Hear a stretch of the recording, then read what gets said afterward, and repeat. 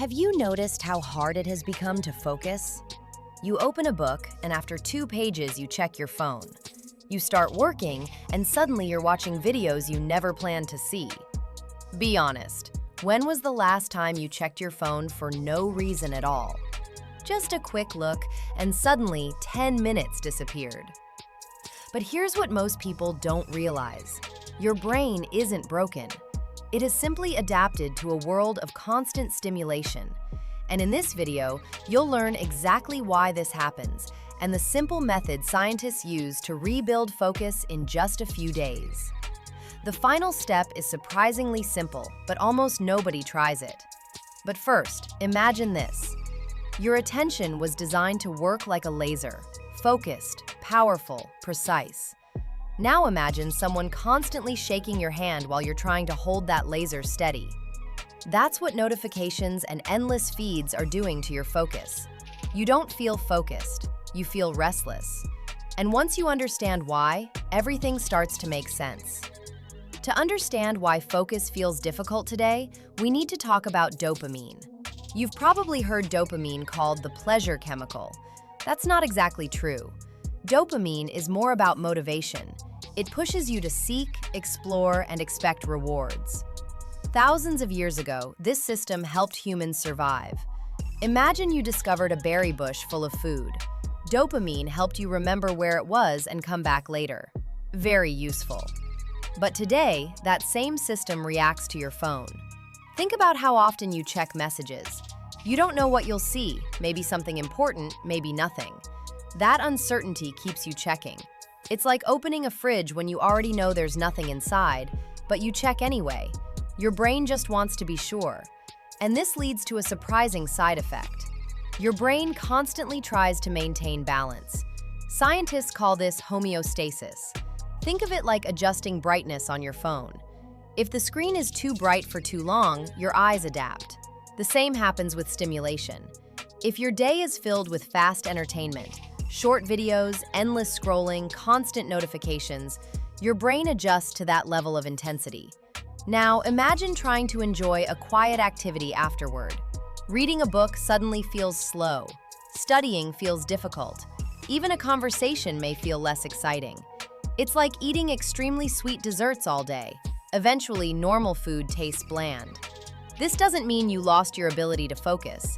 Your brain simply adjusted its expectations. But here's where the real problem begins. Every time you switch from work to your phone, your brain needs time to refocus. It doesn't instantly reset. Part of your attention remains stuck on the previous task. Researchers call this attention residue. Imagine trying to cook while someone keeps turning the stove on and off every few minutes. You could still cook, but everything would take longer and feel frustrating. That's what constant switching does to your thinking. Let me ask you something. Have you ever opened a message, replied quickly, and then completely forgotten what you were doing before? That's attention residue. Over time, your brain starts expecting new input every few seconds.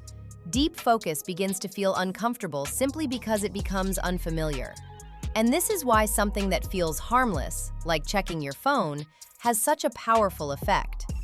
So why is endless scrolling so hard to stop? Because it uses a psychological principle called intermittent rewards. If every post was amazing, you would quickly get used to it. If every post was boring, you would stop. But when something interesting appears occasionally, your brain keeps searching. It's like a TV show that ends every episode with a cliffhanger. You just need to see what happens next. Or think about this. Have you ever watched one short video, then another, and suddenly an hour passed? That's not an accident. Your brain is chasing the next reward. But here's the good news. This system can be retrained. You may have heard of a dopamine detox. The term is misleading. You can't remove dopamine from your brain. What you can do is reset your level of stimulation. Think about taste. If you stop eating extremely sweet food for a week, fruit suddenly tastes amazing. The same principle applies to attention. When you reduce constant digital stimulation, ordinary activities become interesting again. And this leads to the method most people overlook. Here are simple ways to restore attention. First, reduce unnecessary notifications. Ask yourself, do you really need your phone telling you every time something happens? Second, create screen-free time. Even a few hours without digital input allows your brain to reset. Third, and this is the hardest one, allow yourself to be bored. Next time you're waiting in line or sitting in a cafe, don't reach for your phone. Just look around, observe people, let your mind wander. It may feel strange at first, like your brain is asking, are we really doing nothing right now? That discomfort is part of the reset, and something interesting happens when you do this consistently. When stimulation decreases, your attention strengthens. Reading becomes easier. Work feels smoother. Conversations become more engaging. You may even notice small details again, sounds, ideas, observations you used to ignore. You're not becoming someone new. You're restoring how your brain naturally works. And in a world full of distractions, strong focus becomes a powerful advantage. Imagine being able to work for 2 hours without checking your phone. That alone already puts you ahead of most people today. Your attention shapes your life. What you focus on becomes your experience, your skills, and your future. Understanding how your brain responds to rewards helps you use these tools intentionally. So here's the real question. Will you let your attention drift wherever stimulation pulls it, or will you decide where it goes? Stay curious, stay focused.